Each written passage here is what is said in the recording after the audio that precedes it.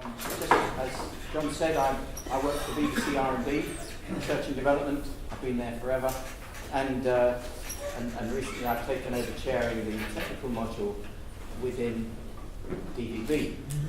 Now I'm going to talk about the future work plans of the DVB organisation, but in order to put this work in context, I need perhaps to start by explaining a bit about DVB as an organisation and its history of working in standardisation within the television and broadcasting industry.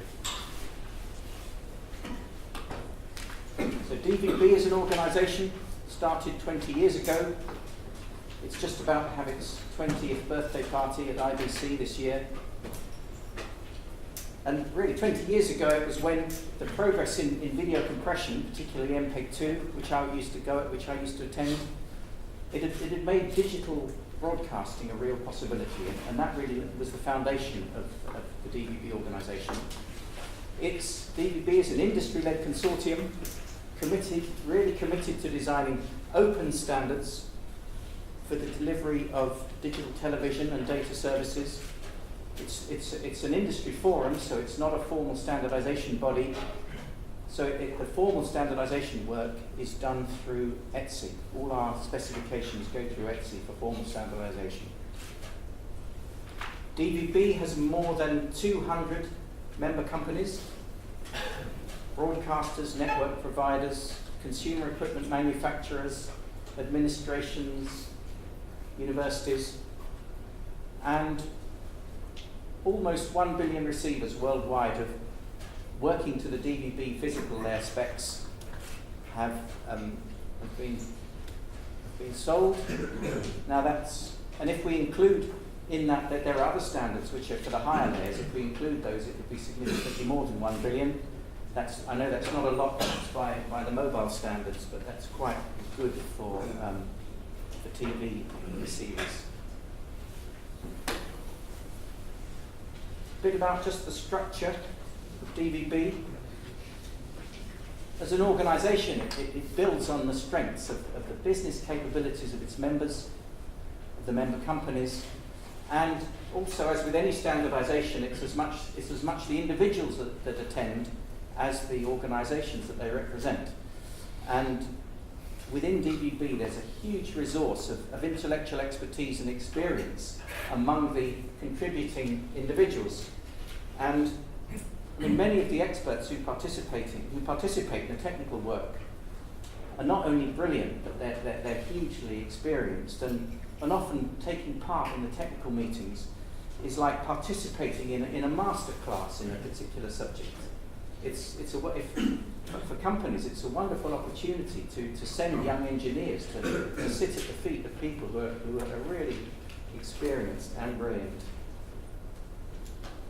Of its structure, of course, it's got a steering board and then it's got a commercial module which has several subgroups, and a technical module with several subgroups, and that separation of technical and commercial is a sort of a fundamental part of DVB's culture, and it's very important to, in some ways, plays part of its success.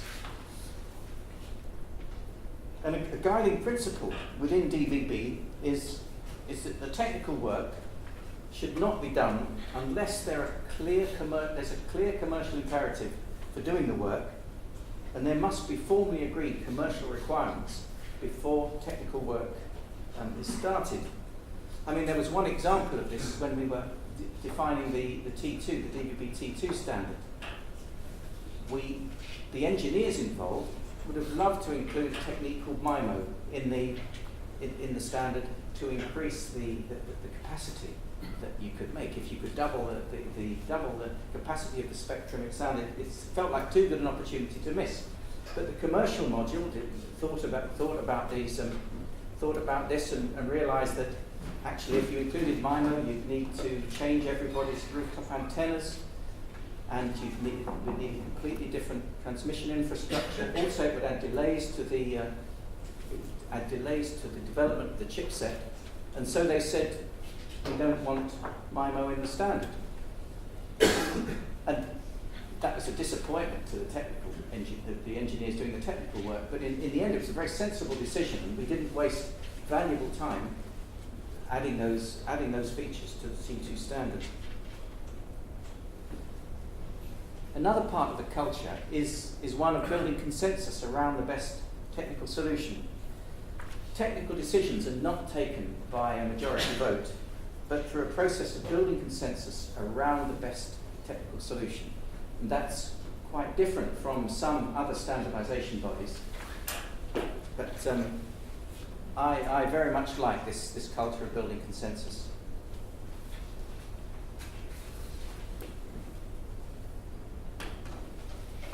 So just a bit of history, so that we can put the current and future work in the context of the work that we've done before. DVB initially defined a family of physical layer standards that have now been very widely adopted in many countries. It started off with DVB-S, which was a single carrier system for satellite broadcasting. Then there was DVB-T, which was a COFDM system for terrestrial broadcasting, and DVB-C, which is a single carrier system for cable broadcasting. And included with these standards were specifications for data services and things like subtitles and teletext and the higher layer signaling. Particularly there was one called DVB-SI, which is sort of supplemented the MPEG PSI information. And DVB has also worked on middleware standards. One was called MHP, Multimedia Home Platform, and it's got a derivative which is a globally executable MHP. Perhaps MHP wasn't the success within Europe for a middleware standard that it might have been, but it has been this gem, which is a derivative of MHP, has been widely adopted in the US cable industry and on Blu-ray systems.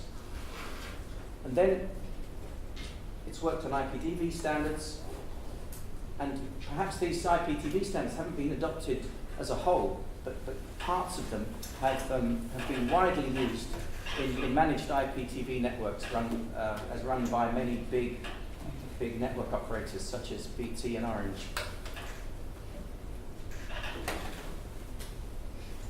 More recently, DVB's completed a family of second generation standards. DVB-S2, DVB-T2, and DVB-C2. And it's quite interesting to note that the C2 system is now based on a COFDM principles and not single carrier. These offer significantly more capacity under the same operating conditions, typically 50% more capacity and additional features. And the key improvement has really been the use of sophisticated error correcting codes such as LDPC, which weren't feasible to implement in the earlier days of defining standards, such as DVB-T. These error correcting codes, such as LDPC, take the performance very close to the theoretical limits, and I'll show a slide on that just next. Also to say that the worldwide take-up of these second generation standards is already significant and growing, and because the DVB-T2 is really quite a new standard. And DVB-T2's been adopted by more than 50 countries, and it's being trialled in another 10, which is very satisfying when you work on a technical standard to have it widely adopted. It's very fulfilling. Just to show the performance of the T2 standard, this is the theoretical performance. The black curve here is the Shannon limit, and what we're showing here is the capacity measured in terms of effective bits per cell, and we have carrier to noise along the horizontal axis, and the black line shows the Shannon limit. The light blue line here is the theoretical limit which you get when you use traditional constellations with finite constellation points. This is for rectangular constellations, that you use in OFDM systems. Every cell has on each carrier, each symbol, you have a constellation of amplitude phase states, and this is for rectangular constellations. That gives you the theoretical limit that you can achieve there, which isn't quite the Shannon limit. And then the green lines here show the performance of the T2 system with its LDPC. You see, you're within a fraction of a dB of the theoretical performance that you can achieve, and compare with the pink lines here, which are DVB-T. So typically, the LDPC gives us a 30% gain in capacity compared with DVB-T codes, and when you take it, if you then a bit more careful in really making sure that you cut down all the overheads in signalling and in pilot tones and those sorts of things, we typically gain an improvement of 50% under similar operating conditions from DVB-T.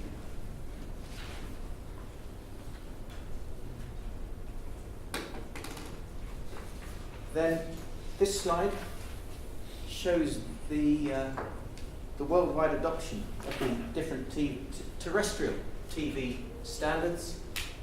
The light blue is T2, the dark blue is DVB-T, the green is the ATSC system, the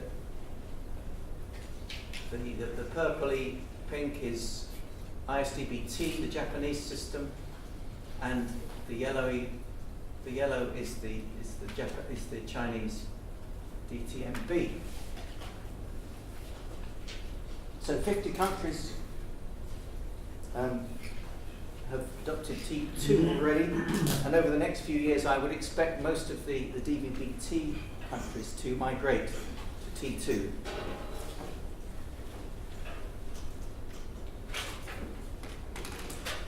Just a brief bit, it's just an example of some other sorts of standards that DVB works on. It'll do DVB 3D TV. This is a specification of all the signaling and the way of packing the signals. So it's for frame-compatible systems of signaling for 3D TV. Then there's DVB RCS2, which was a second-generation return channel by satellite. So how do you use satellites for return channels? There was a DVB SH standard, which was a system for broadcasting to mobiles with both a satellite and a terrestrial component.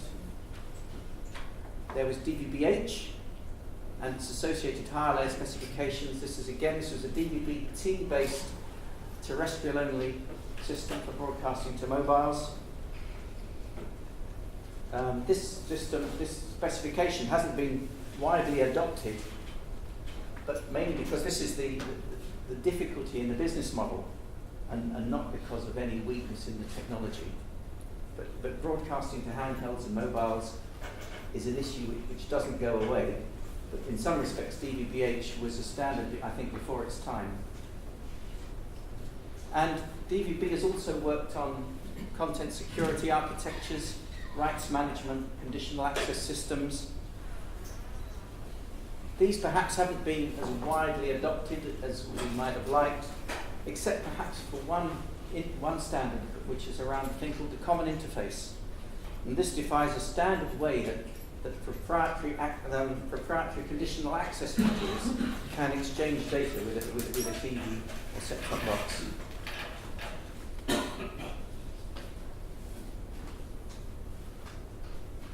And this is just a list of standards developed by DVB over the past 20 years.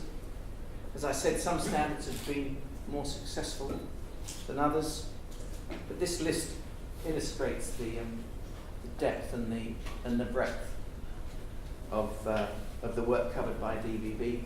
Sometimes I think you'd like every standard to be a success, but songwriters, not every song they write is a great hit. So you have to have, in order to have the hits, you have to have some that aren't hits. So what is DVB working on at the moment.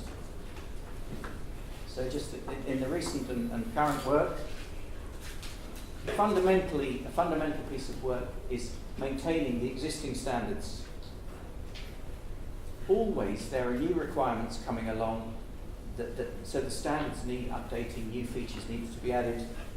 I mean, an example would be updating the specification on 3D on subtitles to include 3D subtitles. Then a recent specification that's just been completed and sent to ETSI is DVB NGH. That's for the next generation handheld. While we had the team together that had done the DVB T2 work, it was a small piece of work really to add the features that would make it suitable for broadcasting to handhelds. But some very nice work has been done on this work, building on T2 and adding the features that are appropriate for mobile reception, such as more robust signalling, adding MIMO, so those engineers got their way in the end, but for mobile broadcasting and header compression to save bit rate. And then at the moment, DVB's working on extensions to the DVB-S2 specification. Particularly, there's a need for this for professional applications. They're extending the FEC granularity and the upper capacity limit by adding higher order constellation points and different FEC rates, and also extending the FEC range and the modulation modes for low carrier to noise applications, such as where you might have very small aperture terminals for vehicular reception in cars or in trains. And also DVB's working at the moment on a new version of the conditional of the common interface specification. As I said, the common interface is a standard that allows proprietary common conditional access modules for a standard interface to TVs and set-top boxes.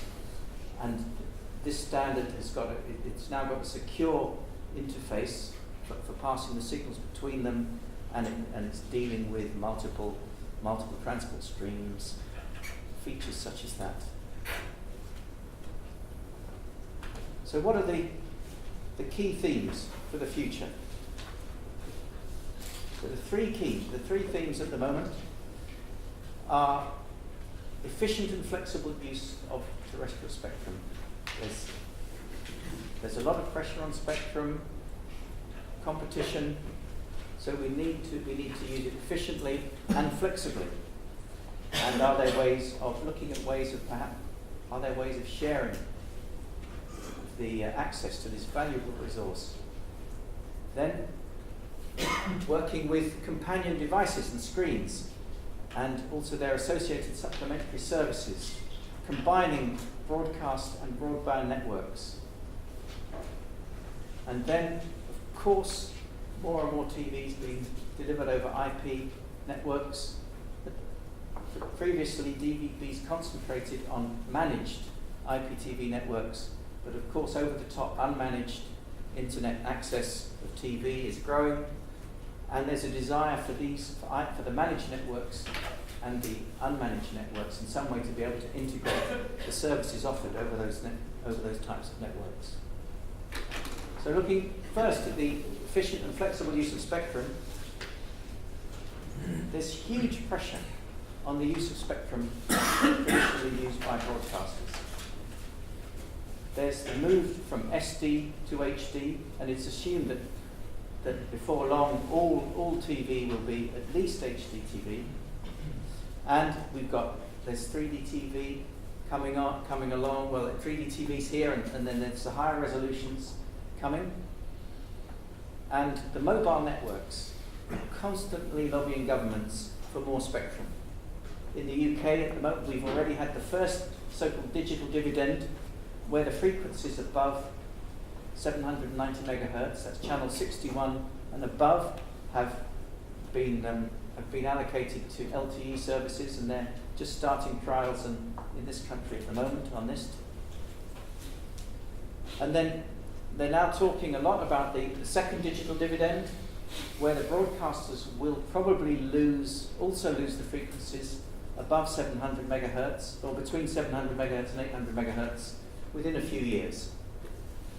So that's huge consequences for the broadcasters. And not only are they losing spectrum, but there's a risk, the risk of interference to the broadcast services is extremely high.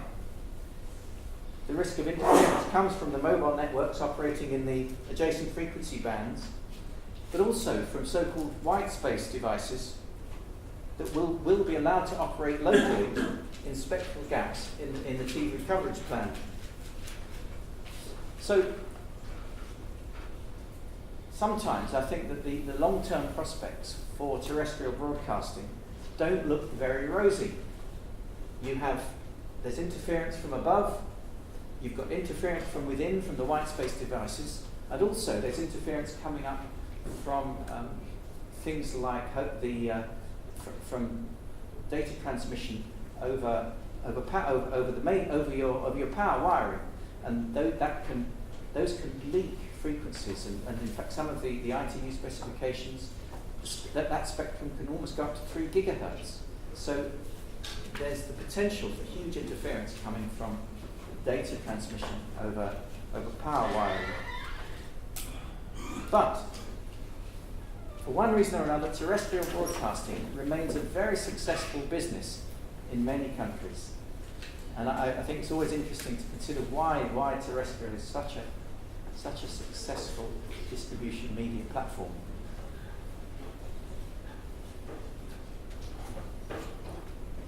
From the perspective of the mobile operator, a growing proportion of network traffic is for video services. And this can create significant problems for the network operator, particularly for high-profile events, such as sporting events, that can easily overload the networks. And wouldn't it be good if there was an efficient and flexible solution for broadcasting that was to the benefit of the broadcaster, but also for the benefit of the mobile operator, who didn't overload who wouldn't then overload their network by sending multiple point-to-point streams. And also, it's likely that with the growth of smartphones and tablets, there will be a growing demand for watching high-quality TV on mobile and portable devices. So although broadcasting to handhelds has been a really difficult business model up until now, perhaps the time is changing. It just feels that there inevitably will be a significant demand for watching broadcast TV on mobile and handheld devices. So ideally, mobile and broadcast networks could coexist. Wouldn't it be good? And if they could share the use of spectrum rather than causing mutual interference. And as I said, there will be this, I think, ever-increasing demand to provide broadcast services to a growing population of smartphones and tablets. There will be a need to use this scarce spectrum in the most efficient way. And mobile standards aren't necessarily the most efficient for broadcast-type services. LTE has a broadcast mode, EMBMS. I'm not an expert in this, but I've studied it a bit, and from my perspective, the weaknesses of this mode for broadcasting are that at the moment it would require simultaneous, if you have a few networks in a country, in the UK, 3 or 4 networks typically, then if there was a big broadcast event, this would require simulcasting on the different operator networks. So that's immediately inefficient by a factor of 3 or 4. And the other thing about the MBMS is that only 60% of the resources can be allocated to the broadcast mode, because the other 40% is used for signaling and resource allocation. So if it's important to have if broadcasting using this spare spectrum, if it's important, then I think we need some new standards in this area. And technical proposals are starting to be made about how efficiency and flexibility might be achieved in the future. And these sorts of techniques, for example, making use of prior downloading to storage in the receiver. Receivers, storage there will be huge amounts of storage in mobile devices. And we know from the statistics of catch-up services that as much as 70% of the traffic is generated just by a few of the most popular shows. So these shows could be preloaded under the control of the broadcaster to the handheld device. And the other sorts of techniques that are being talked about are using the high-power, high-tower broadcast network to provide a broadcasting overlay to the small cell mobile network. Here's just an illustration of an example of the technical proposal where there's a feature in T2 which is called future extension frames, and these could be used to carry an adapted LTE signal. This picture here shows a sequence of T2 frames with a non-T2 frame here containing an adapted LTE signal.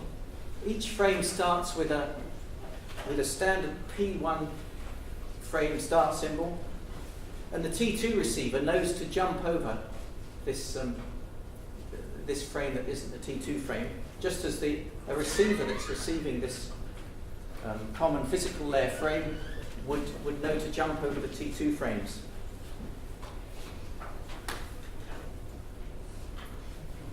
So the aim the reason for solutions like this is that a key commercial issue is having a global solution for a common physical layer to encourage implementation, the manufacturers to implement this standard in mobiles and tablets. And in this direction, there are important new initiatives. One of these is FOD-TV, the future of broadcast TV, and another is the ATSC 3.0. They've just issued a call for technologies, and this is possibly a chance for building consensus, these two initiatives, for building consensus around a global standard for a common physical layer that will make it seem worthwhile for the equipment manufacturers to include these receivers in the smartphones and the tablets. And DVB will actively contribute to these new initiatives. And also we'll be adding all our latest work. We'll include the latest work on the use of MIMO in broadcasting.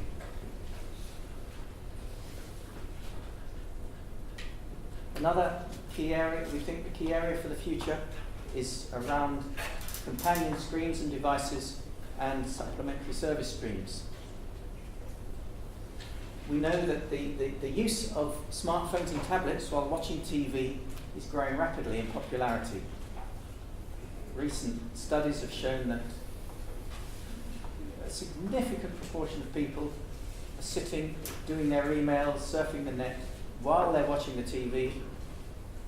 So the challenge to broadcasters is, can we use this companion screen to enhance the program material being broadcast or replayed, rather than the companion screens being a distraction from the broadcast material. And so the assumption is that these supplementary streams, that additional services, are being delivered via broadband. And again, the assumption is that they will be using knowledge of the editorial timeline of the broadcast material. I mean, example applications, for example, you can play along with quiz shows. There could be supplementary information to accompany the main on-screen action, sports statistics, additional news information. There could be alternative camera views. I think the opportunities to improve so-called accessibility is that there are great opportunities here for signing, for the deaf, a clean audio channel, additional language channels, additional language subtitles. Then, of course, there's opportunities for advertising, sales, personalised advertising. There's opportunities for social peer interaction while watching the broadcast content. And also there's perhaps, and I think we've only just started to scratch the surface of the possible exciting new ideas that could happen, combining the broadcast and broadband supplementary service streams.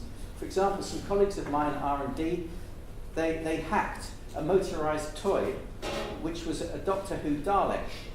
I don't know if you know the Doctor Who series and the Daleks, but they're one of Doctor Who's greatest foes. And they added a Wi-Fi receiver inside this Doctor Who Dalek, and whenever the Dalek, if you were watching a Doctor Who program and a Dalek came on the screen, then because of signals, the Wi-Fi signal sent from the TV to via the in-home network, this Dalek toy would wake up and start threatening to annihilate all the enemies of the Dalek, and as it would move around. But it was done for a bit of fun, but it illustrates the sorts of things that can be done to increase a sense of immersion in a broadcast program. And so I'm looking forward to some interesting new ideas, maybe a bit more significant than getting a Dalek toy to threaten to annihilate people.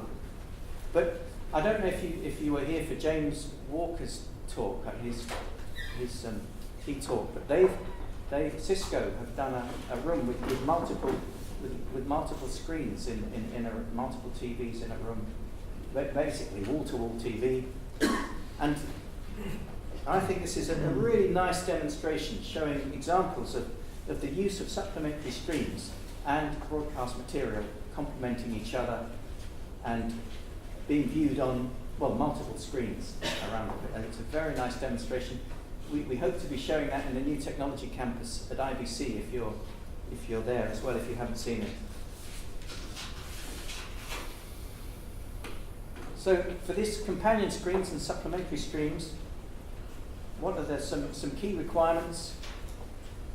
We need agreed mechanisms for direct and indirect communication between the TV device and the companion device application. We need standardized method for achieving synchronization. And it's got to work whether the material's live or whether it's been recorded, whether the material is with or without adverts. And also there needs to be short synchronization, time constraints such as 2 seconds. If after an advert the thing needs to synchronize up again fairly quickly.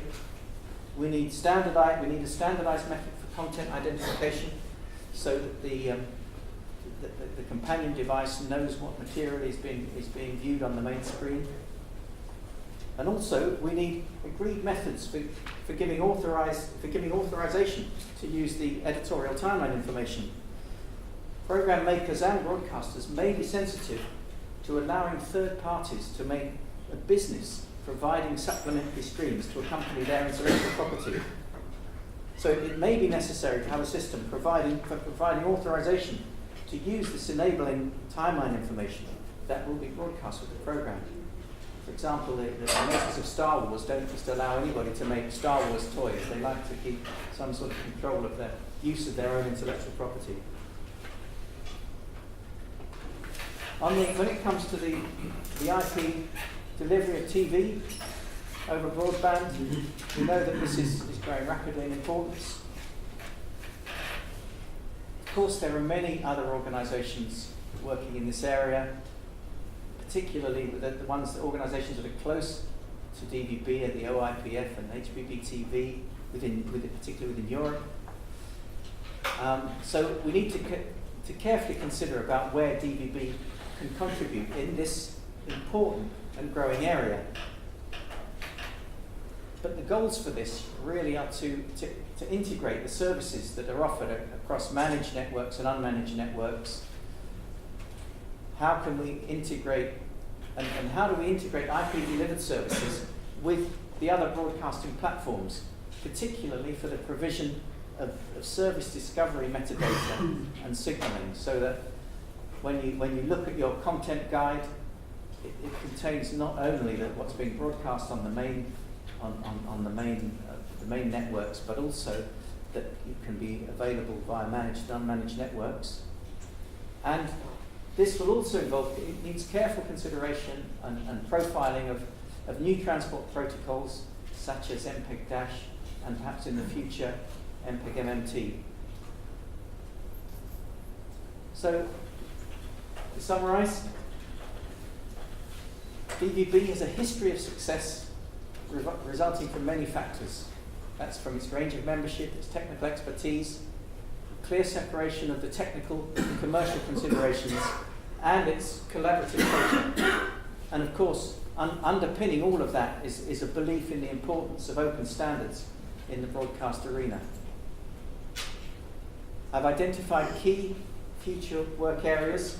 That's the flexible and efficient standards for the use of terrestrial spectrum, standards for the use of companion screens and supplementary service streams, and closer integration of TV delivery over managed and unmanaged IP networks.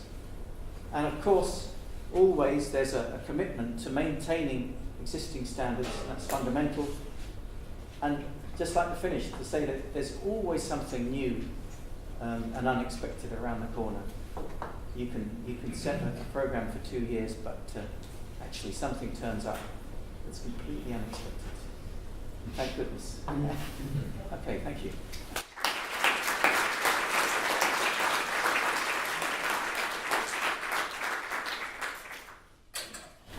We take questions now.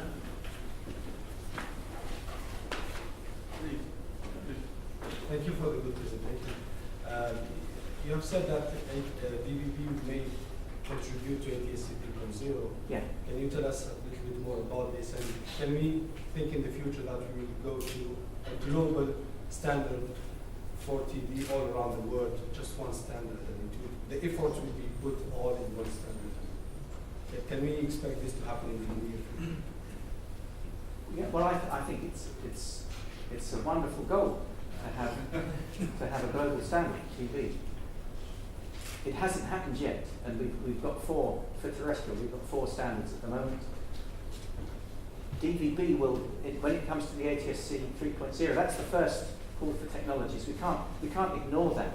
So the DVB we will submit the T2 standard for consideration, and then the advancements of that for NGH that we've done, and also the interesting new ideas around adding MIMO and things like that to the standard.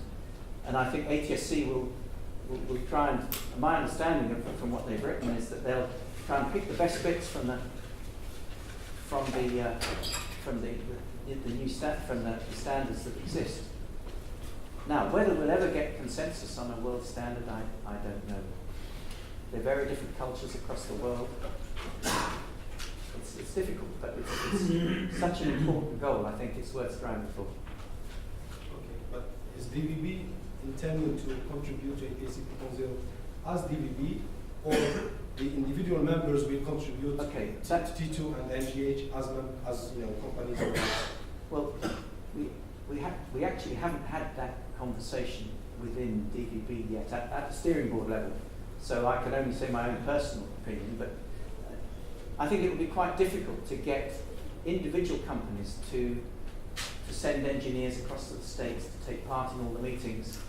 I think quite an efficient way would be if DVB could have a sort of like if it could almost be a joint activity between ATSC and DVB, with DVB having like a European working group that then is studying exactly in parallel and contributing ideas into ATSC, into the ATSC process.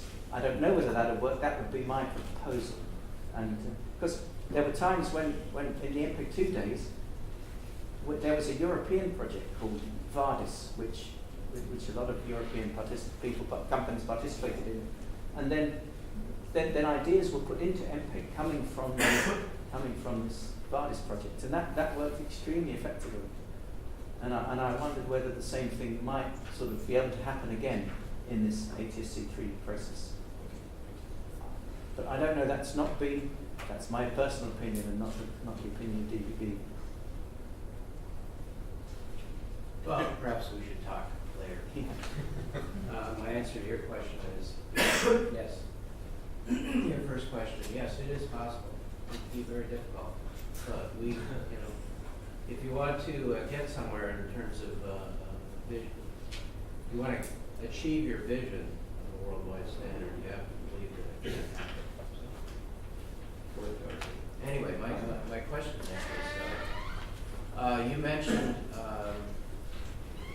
expressed the desire that it'd be nice if broadcasters and mobile network operators could work together so that each could take advantage of the technical capabilities that each one has with regard to serving the public as a whole.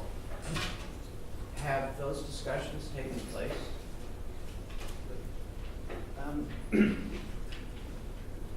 At a formal level, no.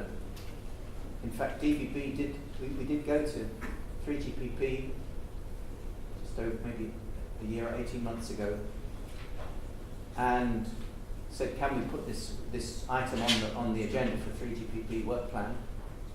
And basically they said no.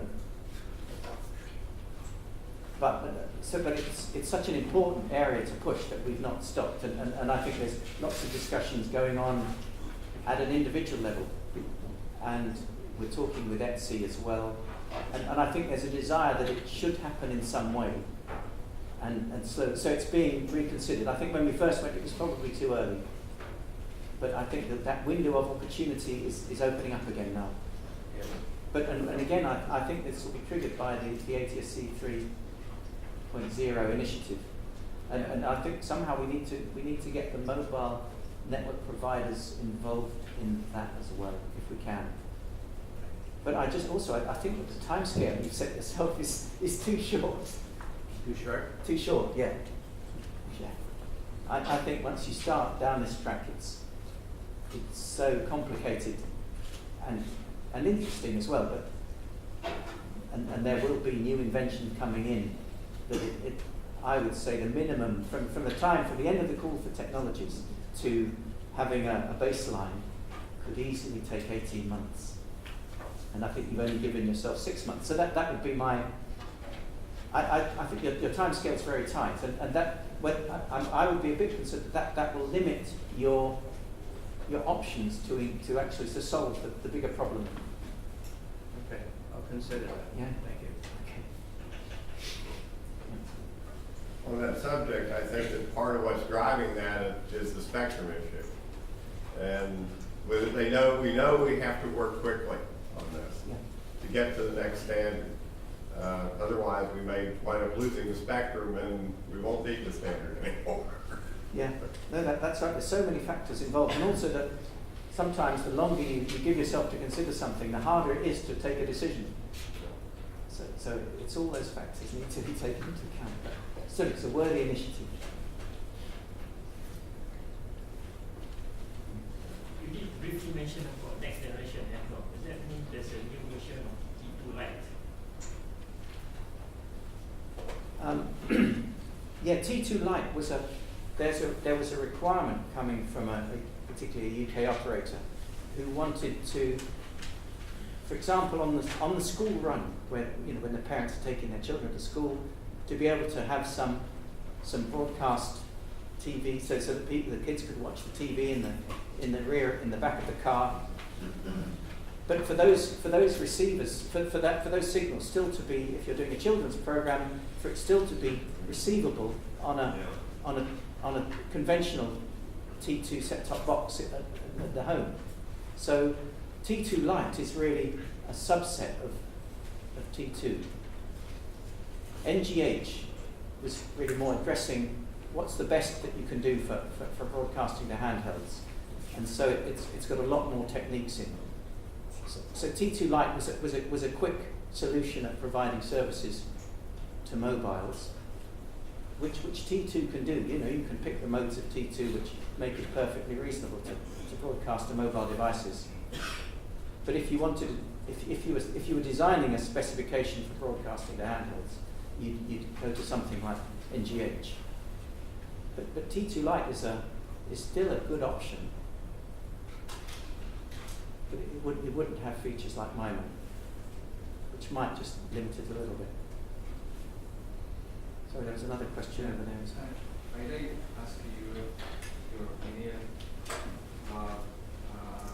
Which would be the panorama, the UHF plan in, let's say, in Europe, in, let's say, 2020 or 2025? What would be The panorama, the Yeah. picture of the band. I mean, ideally, from BBC, for broadcaster, what would you expect? Well, let's say 2020, Yeah. which is the situation that you would expect? Okay, you've asked the most difficult question there. and lots of people are considering, really, what is the future of terrestrial spectrum? And it varies so much from country to country. In Germany, for example, it's a lot less important because they have a lot of cable and satellite distribution. You have people arguing that should we be using terrestrial spectrum? What it's really good for is for distributing signals to people on the move. And so why use it for broadcasting to basically stationary receivers? And let's use cable, IP, IP delivery or satellite to basically the stationary receivers. But that that doesn't really take into account that a lot of people have second, third sets in their homes that are connected to that actually receiving on with set-top antennas terrestrial signals. And in many countries, terrestrial has been a hugely successful business model. I mean, why is a really interesting question. Why should terrestrial be so expensive? Because it's actually quite an expensive network to run. Probably 10 times more expensive to have to distribute via a terrestrial network than it is via satellite to give you national coverage. But it's a hugely popular and successful business model, despite all those difficulties. And I think it would be very difficult for the politicians to turn off. People lose their TV. No politician will take that decision. So, I mean, your guess is as good as mine about the future. I wouldn't like to predict. And somehow, as I said, things are always changing. And to predict what it will be 15 years away is really, or 10 years away is really difficult. And we're all talking about that at the moment, thinking it's important because the broadcasters have to take out 10 or 15 year contracts with the people who provide the networks, and they don't, so the people who provide the broadcast networks are needing to invest, and we need some certainty in this area, and yet it's very difficult to know what's going to happen. And the mobile network people, there's constantly increasing demand for this spectrum for mobile networks. I wouldn't like to guess which way it's going to go, but I can't see politicians allowing the terrestrial networks to be turned off. It's impossible. I have a question regarding the infrastructure which DVB has, the current existing one, like when you mentioned about DVB NGH, which is focused for the handhelds. So do you think that the broadcasters will be willing to invest in the improvement of infrastructure if it is required for DVB NGH to work? Well, at the moment, no. There is no operator or broadcaster that is planning to use the NGH specification.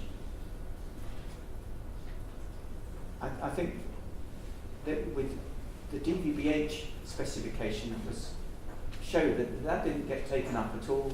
A lot of companies invested in chips, making chips, and still it didn't happen. I think that the business model for broadcasting at the moment, I don't think there's not a viable business model for broadcasting to mobiles and handhelds. But it just seems inevitable that that will change as people, as everybody has a tablet and a smartphone. But certainly up until this point, I don't think it's been possible to create a viable business model for broadcasting to handhelds.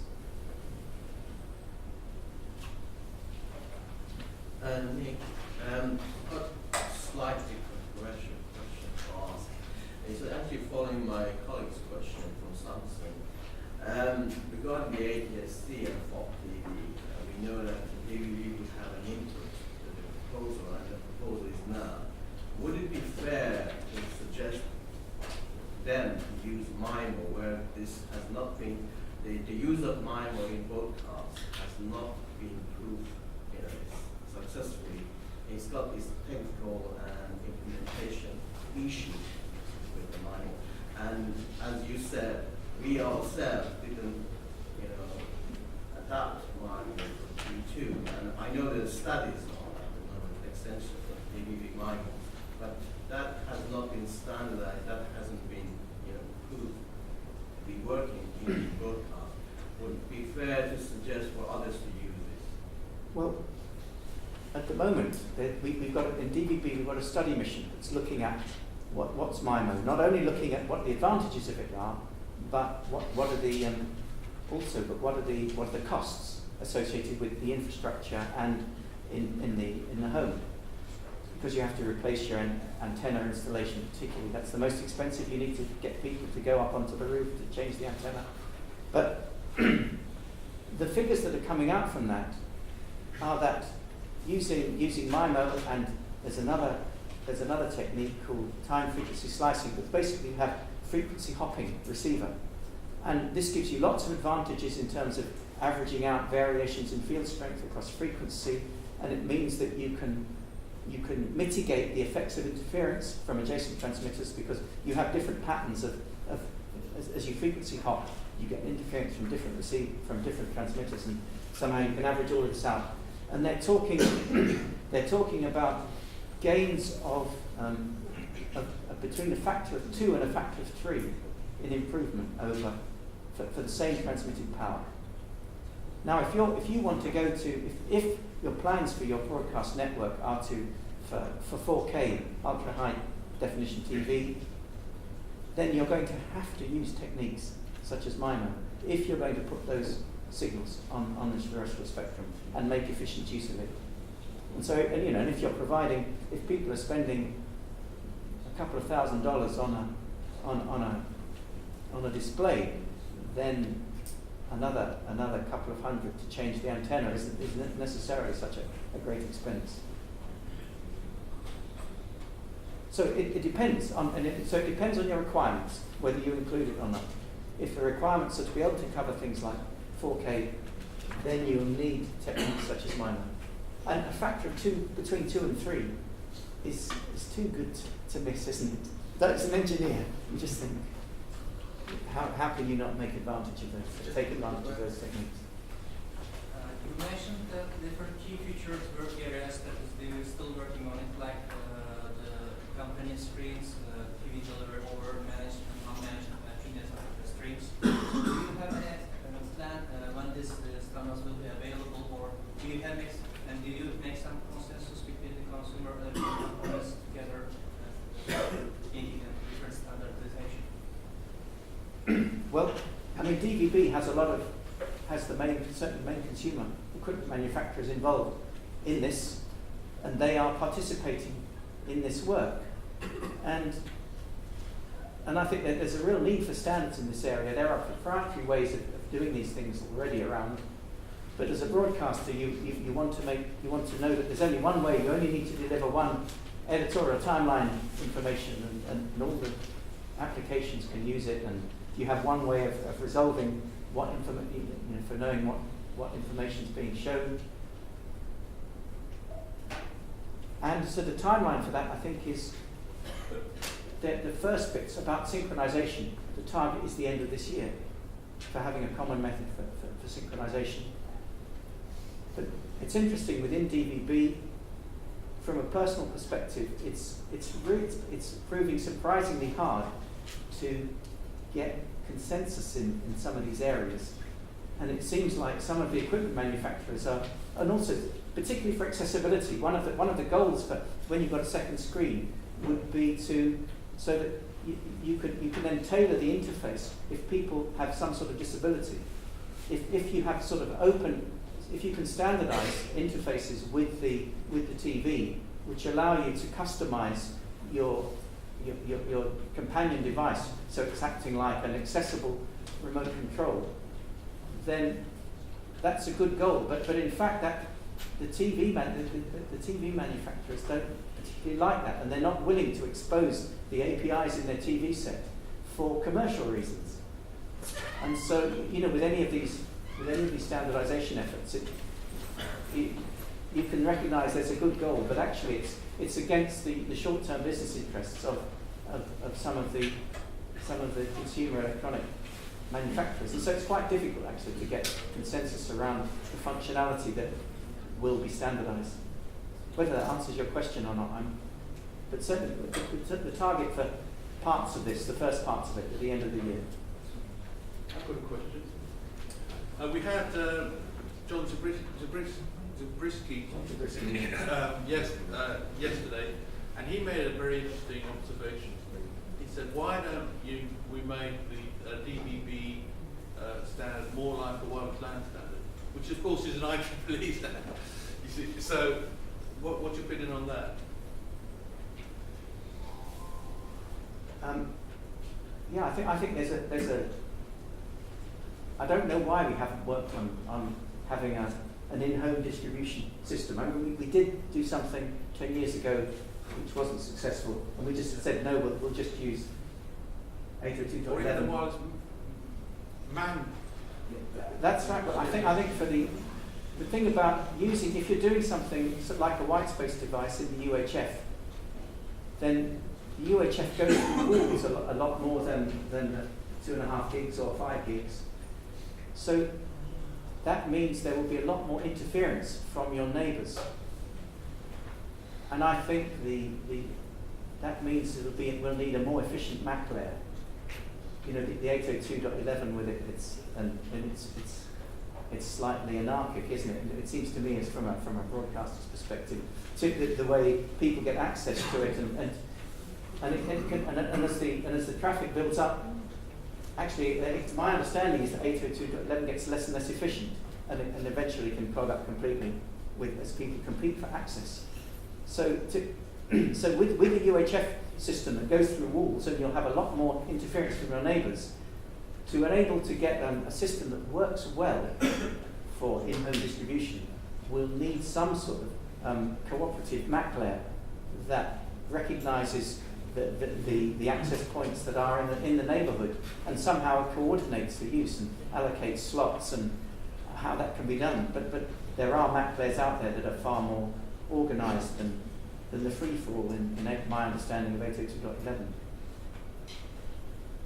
And the other observation from yesterday was from James Walker, and he was talking about tile TV, where you got these sort of standard sized tiles, yep, and you make your TV by putting them all together, and you yep, can make to whatever size you want.